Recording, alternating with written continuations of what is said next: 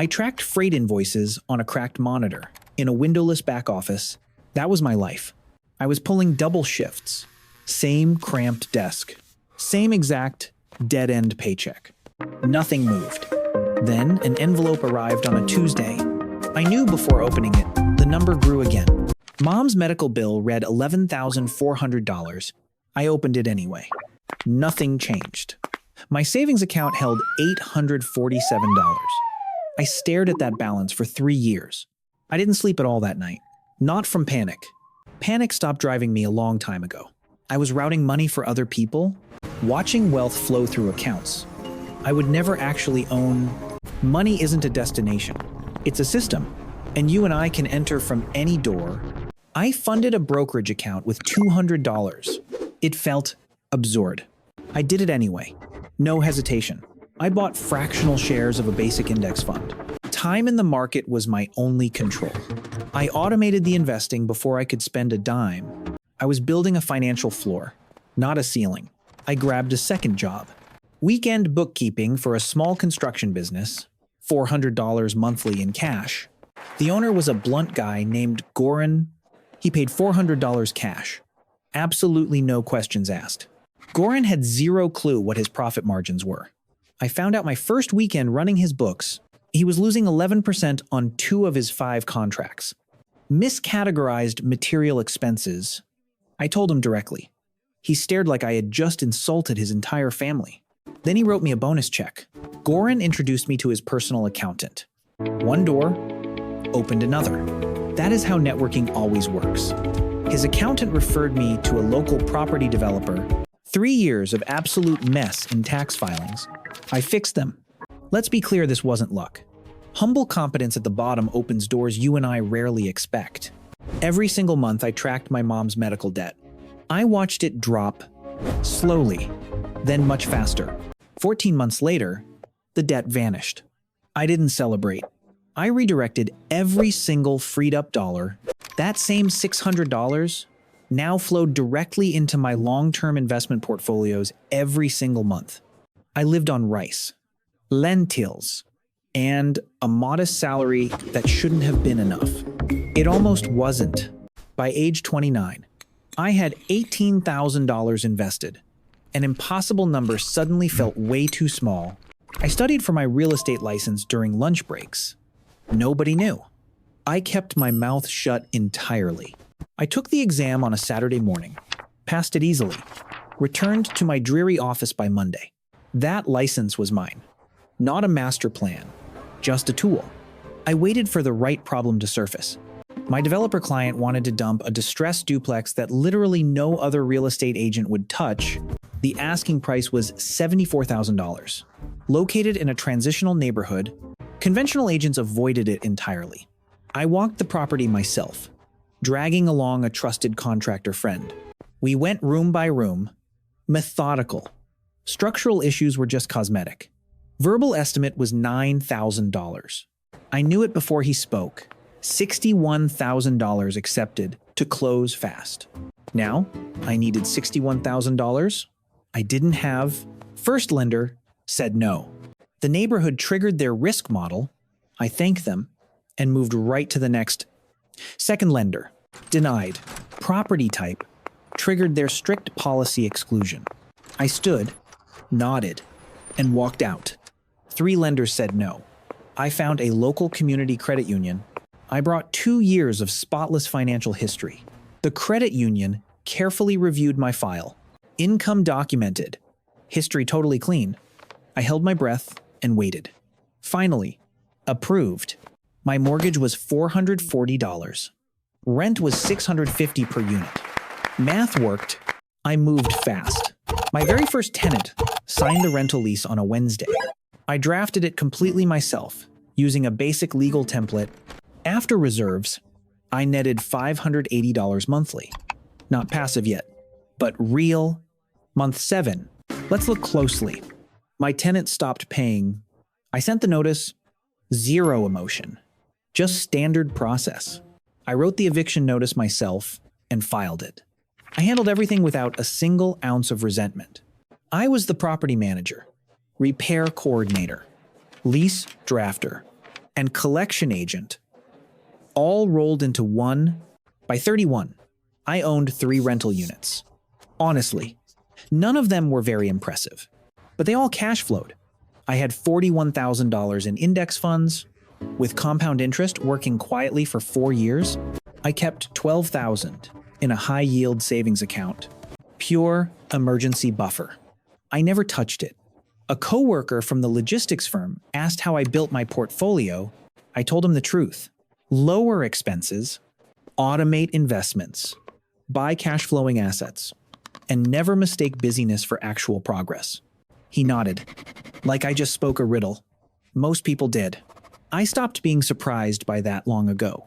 At 34, a boutique private equity firm reached out to me.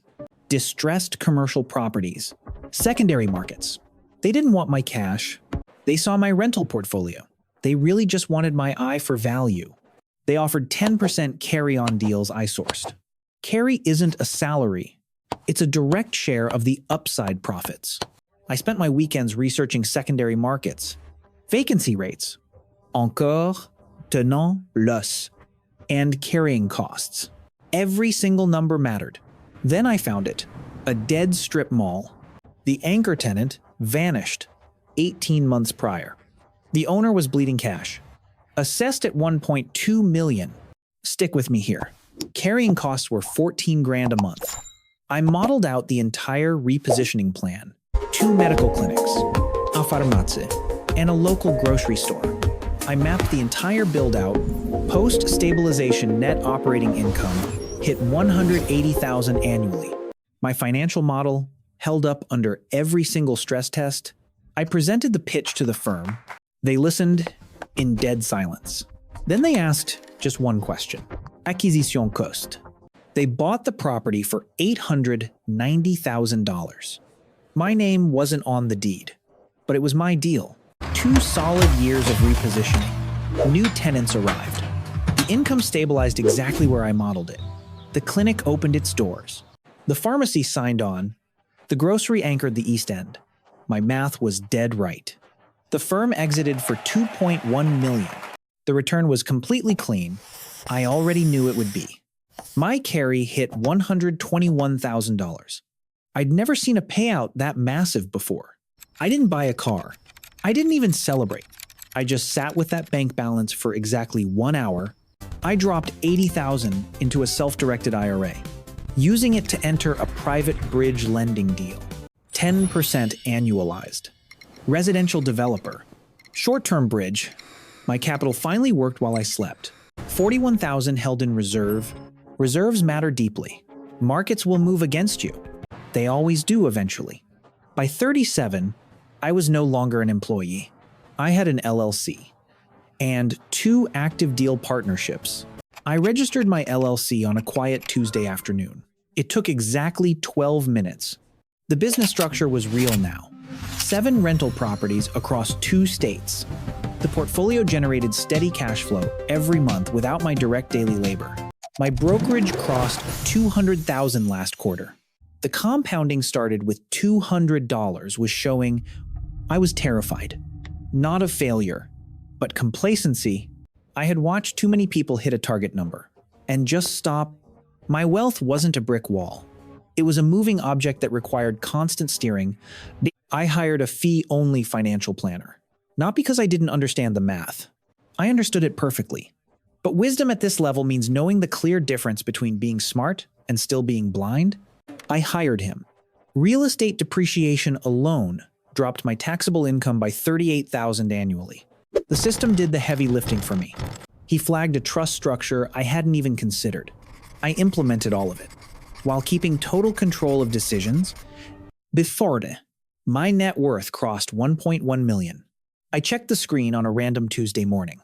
I hadn't told a single soul. Not close friends. Not family. Nobody needed to know this yet. My mother's medical care was fully covered. That was the whole reason I started Because. I never let myself forget that. My sister received $15,000, not a gift, but a documented interest-free loan. She signed. I filed it. So, what's the lesson for us? On her 30th birthday, I quietly forgave the loan. I made sure she would never know. Rental properties nested inside LLCs under a holding company, that structure protects everything I own now. I separated my investment accounts, taxable, tax-deferred, and tax-free, each serving its own timeline. I started modeling a family trust, not because I had heirs yet, but because structure comes first. Listen, generational wealth is not an inheritance strategy. It is strictly structural. I built it before it became obvious. My private equity connections matured, and I began co-sponsoring deals alongside institutional money. My own cash was on the table. My name sat in the operating agreement. I was finally a principal. A 40% drop in commercial real estate would severely stress my portfolio. I run the numbers quarterly. Any regulatory shift in depreciation rules could wreck my tax efficiency. So, I track legislation obsessively. I keep cash reserves most people in my position would have spent already. I view them as waiting leverage. Picture this. At 43, I sat with 4 other principals discussing an $18 million deal. My cut was $400,000, 22% of my liquid cash, staying within my strict ceiling. I ran the downside math twice. It was survivable. Honestly, that is the only question that truly matters. So I signed, not with confidence, but absolute clarity. I knew exactly what I was committing and why. If I died tomorrow, the whole machine would keep running. That is true generational wealth. Then, a credit crisis triggered overnight in a European banking corridor. Commercial lending started tightening up fast. 2 of my tenants belonged to a mid-size retailer that had just filed for Chapter 11. The refinancing window I had banked on for next quarter was suddenly slamming shut. By 6:47 a.m., I was calling my lender, already mapping out 3 backup plans. The market opens again tomorrow, completely indifferent to everything I have built. It leaves you and I with one question. What do we do next?